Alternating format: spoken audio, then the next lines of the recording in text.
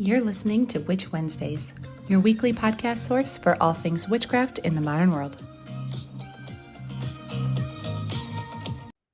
Welcome back to Witch Wednesdays.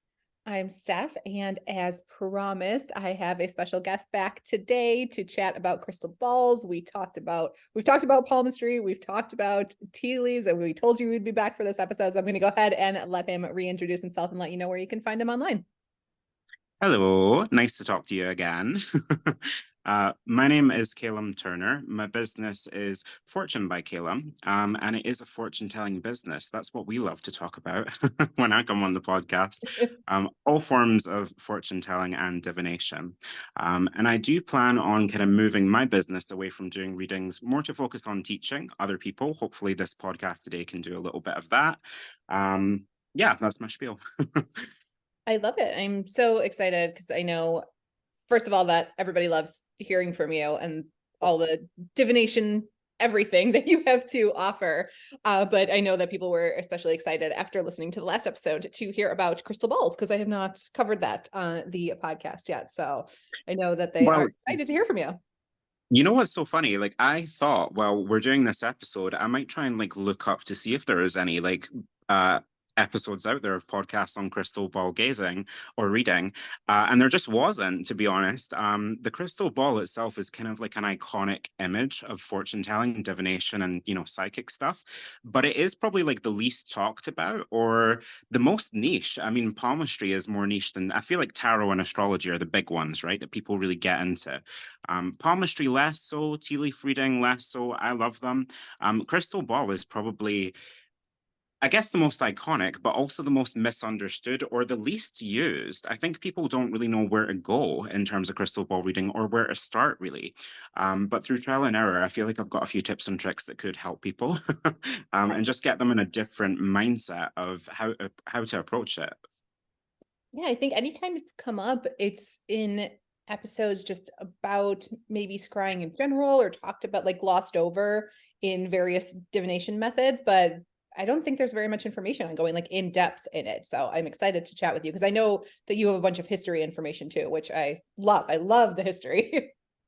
Yeah, well, scrying is kind of thought of as an historical term, but I see it mostly being used by sort of like modern day pagans, and I try to keep it crystal ball reading or crystal ball gazing. I do see it as a little bit different from scrying.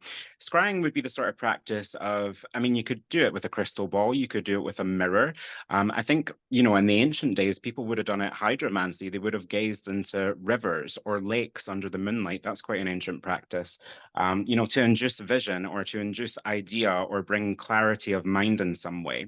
But the crystal ball itself, it's kind of hard to pin down in terms of here's the first crystal ball example, because it really comes from the idea that crystals or gemstones, are magical. They're inherently spiritual and powerful.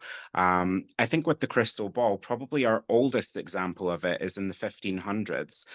The astrologer to Queen Elizabeth, actually, it was Dr. Jonathan Dee. He had a crystal ball, and it's actually I think it's the British Museum now in London, somewhere like that. I've never actually been to see it. Would love to see it. Oh, that'd be But awesome. it's kind of hard to find an older example of an actual crystal ball. Side note, most crystal balls are not crystal at all. They're made of glass. So there's that. And I do feel like that actually works better. Some people might want to splash out hundreds or thousands on a real crystal quartz ball or whatever. But I actually feel like glass in itself has a few things that crystals do not in terms of being a reflective surface, right? And that's all you really need to do scrying, as a reflective surface that you can gaze upon.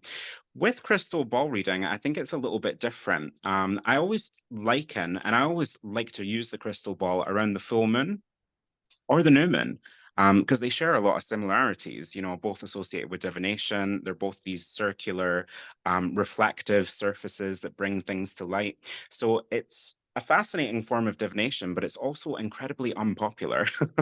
I think because people don't go about it the right way. They're kind of staring at the ball, almost like in a Wizard of Oz kind of way. You know, when the Witch of the West or whatever, she appears in this big crystal ball. It's really not like a television screen at all, but that is how it's kind of seen in media and television, especially. It's just not accurate to the reality of it.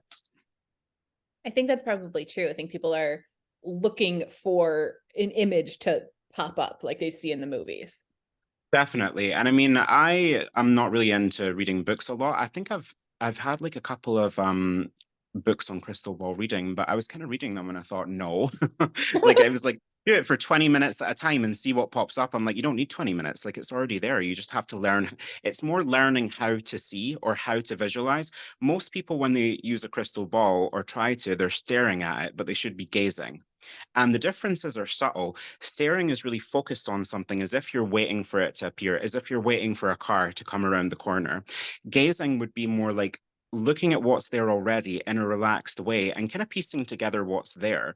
There are several different ways of using the crystal ball, and I think people are kind of seeing it more as clairvoyance, the kind of clear seeing, where you're having a psychic vision into the crystal. And you might have that, you might get an image pop up in mind, you might actually see something manifest in the crystal. It can come a lot of different other ways. And I didn't really understand this. I always thought that I could not hear spirit when I was starting out in business. I thought I'm just not a medium, I'm just not a spiritualist. And I still wouldn't call myself that. But crystal balls kind of brought me closer to spirit in the sense that you have to learn how to hear things in a vibrational sense rather than a human language sense. That would be another form of clairaudience or even clairsentience, just getting feelings from the crystal. It's this circular reflective surface. So it's going to open up energies around you. Yeah, and I think people struggle with that and a lot of other divination techniques because a lot is left up to interpretation when you are working with a crystal ball. Definitely, definitely. So with tarot cards, you pull, the Ten of Swords, it's an awful card. Even with palmistry lines, you might not know if you haven't been educated in palmistry, but there's still something physical there to look at. What I would say when you're looking at the crystal ball, try to think of it, I've never really done it, but I've seen it like on TV shows and stuff. When someone goes to a therapist and they kind of show them these abstract images and it's really just a blob. But Right. then the person will kind of project what they think that blob looks like. Oh, well, it looks like two people, facing each other, or something like that. It's more like that, I would say. You might see colors in the crystal, you might see shapes, you might see numbers, letters, but it's not going to be like a physical form. It's going to be made up of either whatever lighting's around you or what you can kind of get in your own imagination, which is very connected to intuition. People say it's all in your head, but yes, that is both where they reside. Yes, I mean it is all in, it's hard for people to trust that when it is, all in your head. Definitely. I mean, there is a fine line between imagination and intuition because, in a way, they're both creative, I guess you could say. But imagination is more like you're conjuring it, out of nothing. Intuition is kind of just following what's there and using your imagination to decipher it. So it's not so much creation, but you are still, using a creative or imaginative muscle to intuit something with the crystal ball anyway. Because if you see something in the crystal, let's say it is a color, some colors are interpreted more widely than others. I feel like the color gold is pretty universal, right? Because of gold, it's money, it's finances. So if you see that in the crystal, it's probably positive for that. I remember reading a book on not so much crystal ball reading, but it was an old book on gemstone reading. And it was saying something like if you draw a red crystal, if you choose a red crystal out of a bag of crystals, it's good for your health. It shows strength. And I just thought, no, it doesn't. It definitely does not mean that. To me, it means danger. Red is a warning. If I likened it to health, I would liken it to anger and blood and maybe high blood pressure or something. Not that I would do that with a crystal, but people have different sort of interpretations for colors, symbols. It's the language of symbology again. So there's no little white book with your tarot cards that will give you a list of interpretations. It has to be personal to you with crystal reading. And it's the same with tea leaves or dreams as well. It's more down to the person rather than a structured system, say like tarot or astrology. And that's why it's harder for people to master because they have to trust their own Intuition, but also you have to be schooled in symbology. I mean, I do readings like every day, so I see symbology everywhere. I'm constantly reading everything, which I don't recommend. It's just hard to turn off. But if you're kind of stuck in like a tarot deck or an astrology system, you're needing that structure. It's harder for you to trust yourself that what you're seeing or perceiving, I should say, rather than seeing, when you're gazing into a crystal is correct or accurate or to know what it means. Yeah, and that's something that comes with practice. Because that's even myself is not something that I'm much better at tarot and having instructions and a book to follow along with, rather than figuring out how I feel about different symbols and learning to trust myself. But it is something that comes with time. I've gotten better at it, but I still wouldn't say I'm great. You'd be quite surprised at yourself if you go about using the crystal the right way. So again, it goes back to the staring versus gazing. What are you doing when you're looking at it? I would say choose a crystal that feels right for you. I actually think the clearer the crystal, the harder it is to read. I like sort of glass crystal balls that kind of look a little blurry when you look into them. It's not giving you a direct reflection of yourself, but it's kind of like giving you a mess of color and shape based on your environment. It is a good idea to hold the crystal ball in your hands when you're reading it, whether it's for you, put it in your own hands, or someone else. If you're reading it for them, that is a big tradition among crystal ball readers, even though they're few and far between right now. Not just because the crystal is like a mirror of energy, so it's going to pick up on that person's energy, but also just because your palms are kind of neutral in terms of color, right? You don't want my lounge, my living room is kind of red. It's bright red. So I'm not going to have the crystal ball like sitting up against a wall and read it because all I'm going to see is red, you know? So it's about neutralizing the reflection in the ball as well. That's helpful. That makes sense. There are a few more niche uses of crystal ball as well, and I'm not really into this. I think you see it a lot with like Eastern European kind of witchcraft stuff like that. There's a big tradition of using the crystal ball for witchcraft as well. And again, I only really use it for readings, but people just believe that it brings good luck. They'll use it in different kinds of ritual. There's also an organization, I think they're actually a church. They're called the Crystal Silence League. And they kind of use the crystal to project healing throughout the world, right? Because it's not really in one direction, the crystal ball, it's circular. So it's going in all directions. So if you're charging energy into that and then releasing it, it's just going to go everywhere. I think they also use the crystal ball for telepathy, communicating messages between people, which again kind of really bleeds into the psychic realm. I would say that the crystal ball is probably what's the word? It's probably the most psychically driven of all divination or fortune telling methods, because you're really just going on what's in your mind and what your mind's eye is perceiving rather than something, again, like a tarot card in front of you. I would agree with that. I think that's why people shy away from crystal balls in particular. Definitely, but also just because it's kind of been I guess, joked around in terms of, society and media portrayal. Like people say, oh, well, I don't have a crystal ball, like that kind of stuff. I don't think it has the same academia behind it that astrology does, or the same traditions behind it that tarot does, kind of things like that. It really is a little bit more unique. But I mean, all cultures across the world have said to, use the crystal ball in some way. A lot of anthropologists say that it started with the Druids here in Britain, and I do think it's likely that it started in Britain as an actual physical ball, crystal, or glass, whatever. But people have been doing it all over the world. Hydromancy, scrying in a mirror, looking into flowing rivers, things like that. This would have been done everywhere from, Greece to India, essentially. Um, so the interpretations are going to be very individual as well, based on the culture, like a lot of systems in divination.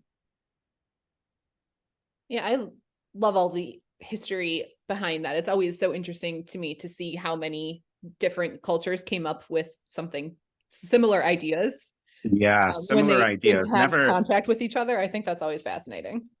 Exactly. I mean, I think probably, the ancient world did have more contact than we were probably aware of, but a lot of the time there wasn't. But it's interesting how every culture has sort of gravitated towards divination and seeing reflection itself. I know I was talking about I don't really enjoy crystal balls that have a clear reflection. I like it sort of blurry because that, kind of induces more shapes and symbols and colors for me. But anything with reflection, whether it be a lake, or a mirror. People have always kind of seen that as being very spiritual. How am I seeing myself? Obviously, today in the modern world, we're not really fascinated by that. It's just a given. But to me, it still is fascinating in a way. And you can imagine, centuries ago, if someone never had a mirror and their reflection wasn't normalized to them, if they went to a natural body of water that had all this folklore around it and they could see themselves in the water, you would understand why they would liken that to a sort of spirit world or another world or a portal, even. A lot of people would call that a portal. And I do think the crystal ball can be that as well. It really can sort of channel different energies. But again, it is also partially down to what you perceive and interpret those energies to be. So for you or somebody starting out with this, what kind of information would you be getting from a crystal ball? What are you kind of asking it? So I don't really go in with a question. I do prefer like something like tarot cards for that, or even a pendulum, like a crystal pendulum. That's good for sort of asking questions. I would look at it just as a sort of quick method of exercising your psychic muscle, or even doing a quick reading. It's not really something that I would be looking. I don't recommend staring at the crystal ball for half an hour to an hour. I think it's more subtle than that. I think the visions or the images, they come quicker. And it's kind of the case, like we were talking about in a previous episode with Lenormand cards. Sometimes it can be literal, sometimes it's going to be symbolic. So I remember one day I was working in a mind, body, spirit shop doing readings, and I don't do it there anymore. But this lady, older lady, I would say she was in her late 60s, she came to see me, and she actually came for a palm reading. Remind me to tell you how a crystal ball can assist you in that because it can. It's pretty cool. But she came for a palm reading and we did it. And it was a pretty negative palm reading. Not the palmistry's negative, but it looked like she was in poor health from her hands and she was retired and there wasn't a lot going on in her life. But she saw that I had a crystal ball there and she was like, "Oh, do you read that as well?" I was like, "Yeah, sometimes." And we were nearing the end of the reading, so it was really just, a couple minutes. But I put the crystal on her hand and I kind of looked at it and I saw the color pink. And when I say I seen the color pink, I don't mean from her hands. I don't mean like a pink cloud appeared in the crystal, although some people do say it comes as clouds to them. To me, it's a non-physical thing that I'm seeing, and it's very hard to describe. But it's an idea that you get that you've seen it there.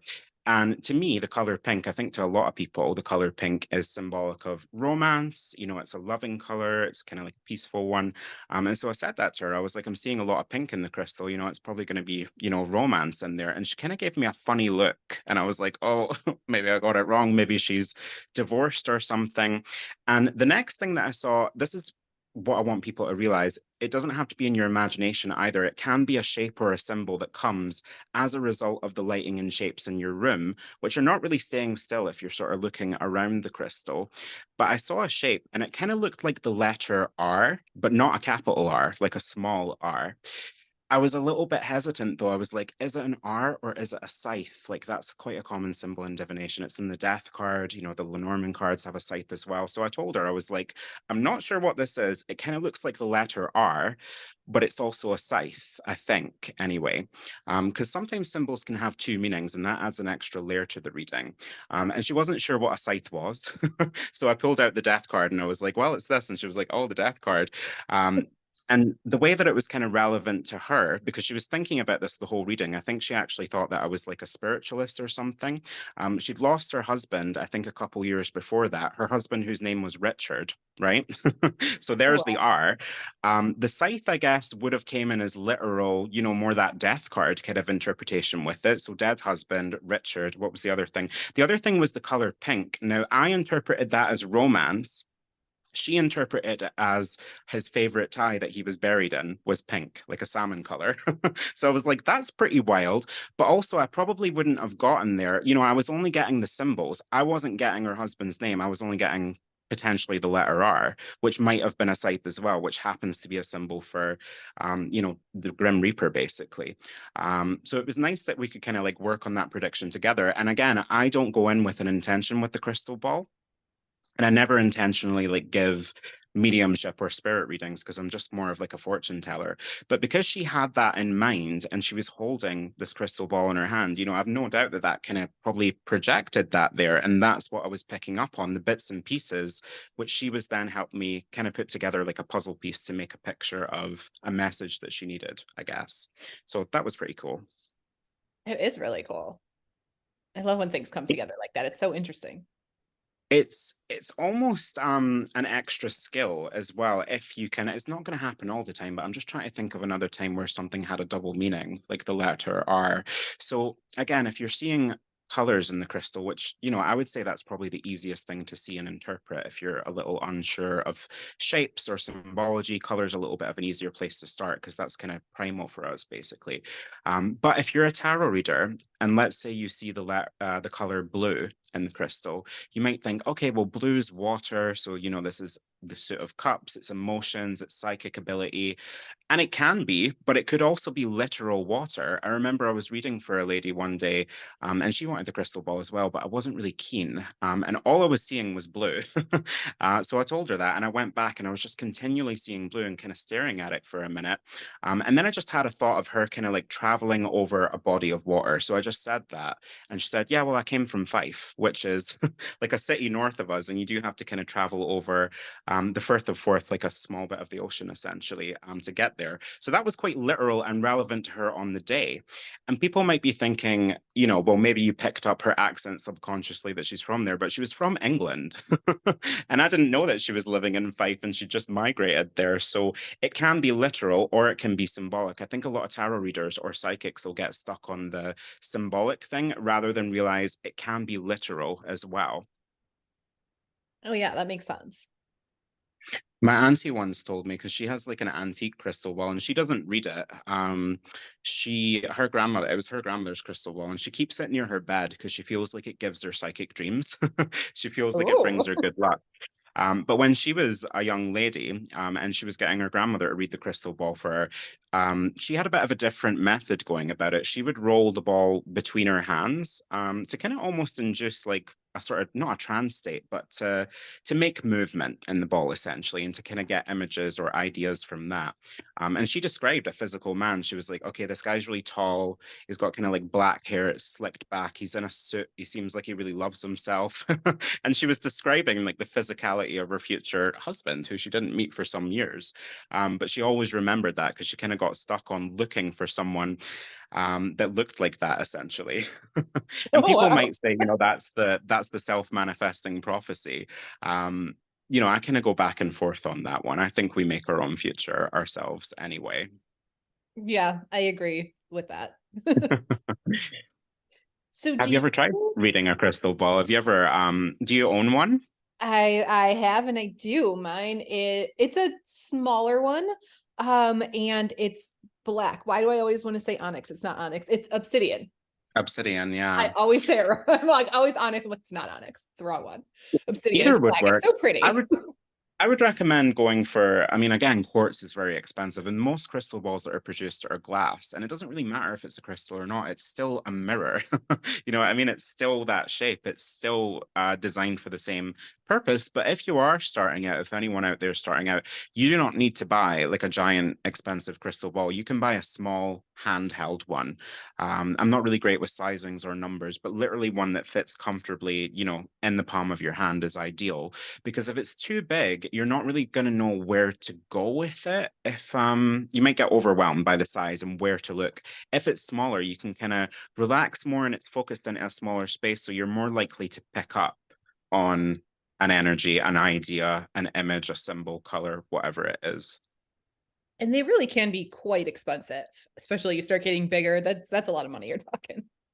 Yeah, I love antiques, so and they're pretty expensive. Oh I've yes. actually got the phone that I'm on right now just resting on this gorgeous crystal ball. It's on like a brass stand, it's vintage. And the stand has, I would say they're angels on them because they're wings, but they're kind of done in style, the same style of sirens. You know, when you see those in the front of the ships and they're kind of, breasts exposed and very beautiful.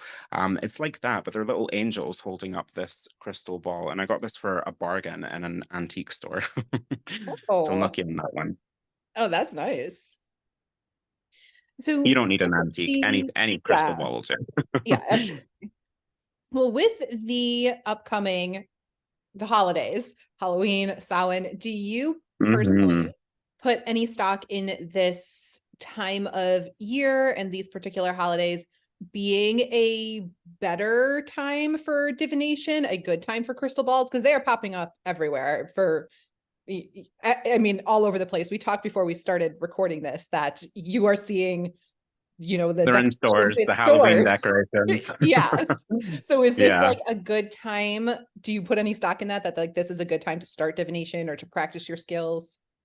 Definitely. I mean, I think go for it any time. I personally just like to use it around the full moon or the new moon, just because I feel like there's more energy going around, and I'm in that more kind of like intuitive space where it can just come to mind rather than like reading, a hand or deck of cards or whatever. I think Halloween's a good time to get into it because Scorpio season rather, is just such a time of, I guess you could say, introversion, but it's a highly charged time, we shall say, especially around Samhain, around Halloween. A lot of traditions, are kind of based around that for scrying. I think Halloween is more of like a mirror kind of scrying time. But crystal balls good to go at any time, especially Halloween. I agree. I like divination at this time of year. I know some people are like, oh, the veil is always thin. It's a veil. Like, I don't know if you're trying to contact the spirit world or No, have them, it's not. assist The you. veil It's is always not always thin. thin. Like, I wouldn't even say it's thin right now. I mean, we're in Virgo season. It's kind of retrograde season, so there's a lot of shit going on, but I wouldn't describe the veil as being thin right now. There are other times of year where I would, but I want people to be creative about the crystal ball as well. I mean, I have actually found it beneficial as a palmist with the crystal ball. Sometimes if someone wants a crystal ball reading, because they'll just see it there and they'll be like, can you do that for me or whatever. Um, Sometimes I'm not getting anything, right away. And rather than like having this person stare at me and me saying nothing for minutes, because their ball is in their hands, I'm going to see something in their hands magnified. So I might see their heart line amplified, and I'll know that I'm talking about, love. Or I might see a cross in their hand kind of amplified, and I'll think, well, where is that? And what does that mean? So it can just be a magnifier for what are reading in the palm, essentially, different palmistry lines. oh, that's such a great way to be able to combine them together. Yeah, I mean, I don't recommend that you do that, especially if you're starting out, because Yeah, if you're a combining beginner, divination. that's going to be hard. Yeah, it's just easy for me. But I mean, if you are already a palm reader and you want to take up crystal ball, but you're nervous that you're not going to be able to like do it at the drop of a hat, and you don't want that person, sitting there for however many minutes staring at you, making you nervous. Often just having something initially to help you start talking gets the flow going. It gets the intuition moving. So you might start on, oh, that's a heart line. So we're going to be talking about your love life. What else do I see? I see, a shape of a window or something like that. It will kind of lead on to other things, but it's just good to have that there instantly. And you might find that it's super relevant. I remember one time I saw someone's health line, and again, we're not doctors, are we? Definitely not in the spiritual field, but lifeline, healthline, these are all traditional parts of palmistry. And I just saw someone's healthline come up immediately, and it looked like very sporadic and just instantly, even though I wasn't kind of comparing it with a shape of hand, which is really what you do in palmistry to make those kind of predictions. I just instantly got the idea that they were a very like nervous person. It was going to cause like a certain kind of problem in their life. So it was almost like the line told me what it was, but then the crystal gave me sort of extra intuition to add detail to that, if that makes sense. Oh, yeah, absolutely. But it might be a good idea for people just to start studying symbology anyway. Do you know what I mean? Like people can read the symbols in their everyday life. It's a little harder to go to the crystal ball if you don't have that natural mindset where you can intuit things symbolically, or have like a good background in sort of folklore or, just kind of like creative association, I guess you could call it. Yeah, and that, comes with study and practice, but at the same time there aren't an infinite number of symbols that are going to come up, you're going to kind of get similar ones. Especially if you're doing your own reading for your own life, you get kind of the same things coming up and like over and You over would be again. surprised. You would be surprised. I don't agree. I Really? don't want people to get stuck in the same thing. So for me, I get stuck sometimes in divination just focusing on fish, like fish card, fish symbol, fish tea leaf, whatever. It's because of my Pisces, and I try not to like overly read it because it's just like a strong energy and it's reflecting that. But I will be doing, say, like tea leaf reading for myself or even the crystal ball as well. And I will see something and I'm like, okay, I don't know what alligator symbolism is because I don't encounter alligators in my day-to-day life. Your knowledge of symbology will probably be based on your surroundings, but don't like think that something totally random won't come in there and perplex you because it will.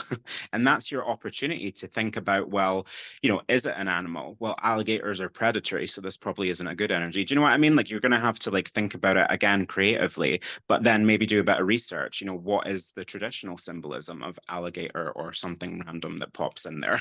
I feel like you're never going to have all the answers when it comes to symbology, but any symbol can hit you Oh yeah, never. I when always it think comes like to things. I have some like weird ones that will come up sometimes, but I feel like I get like the same ones a lot. Like I get cats all the time. Like cats come up.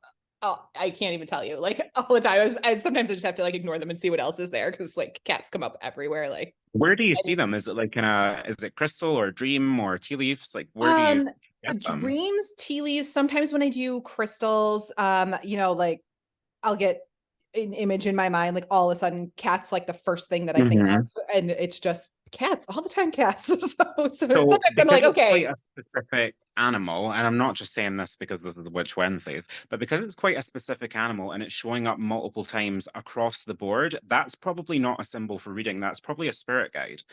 Which is another thing that can come in crystal balls, it can come in tea leaves, it can come in cards even, especially with animals for witches. And of course, especially cats, that can come in as a familiar spirit, essentially, rather than a symbol of here's your prediction, for the future. Yeah, I wonder if it is because it's always like the same cat. I'd say definitely. Interesting. I'm gonna have to like, okay, now we're gonna have an episode on spirit familiars. I don't mean to be like new agey about it, but I'm looking at the clock and it's 7:36, and I'm looking at my percentage on my phone, which is also 36. So looking at that number, and it's probably a yes, is what we're saying. Oh man, there it is.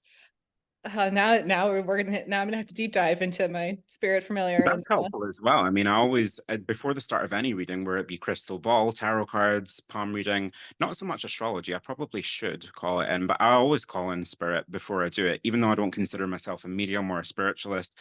Sometimes that can happen, but spirit's always going to kind of guide your intuition, the energies that are around you, and you want those to be favorable. And cats are, of course, very instinctive. They represent intuition and cunningness, not so much in the same way that foxes do. I feel like they've got a more kind of witchy association with them.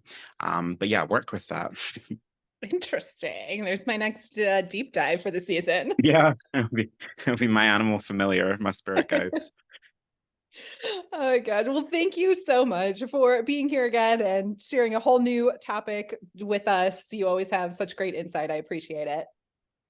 Thanks for having me. I hope that this inspires people to take up crystal ball. And if you are listening and thinking about it, again, don't get overwhelmed. Like you're not needing to stare at this for 10 minutes. It's something that is there already. You're just learning how to see it. You're learning how to relax your eyes, how to gaze, how to just kind of go into that intuition state. But again, remember that it's sort of linked to imagination, and don't doubt yourself like, oh, is that just my imagination? Because they're the same space. It's all in your head anyway. Psychic ability is in there along with that. Absolutely. Well, thank you again. And we really appreciate you being here. Listeners, as always, I will have everything linked. So if you want to check out more about what we talked about and find all the social media links and everything, I will have all of that over in the show notes at witchwednesdays.com. And that is everything that I have for you this week. I will see you all next week. Need even more? Subscribe to Patreon and YouTube for exclusive bonus content. Order a themed witchcraft box every month through Witch Wednesdays on Etsy. Be sure to follow on Instagram at Witch Wednesdays Podcast. Find all these links and more at witchwednesdays.com.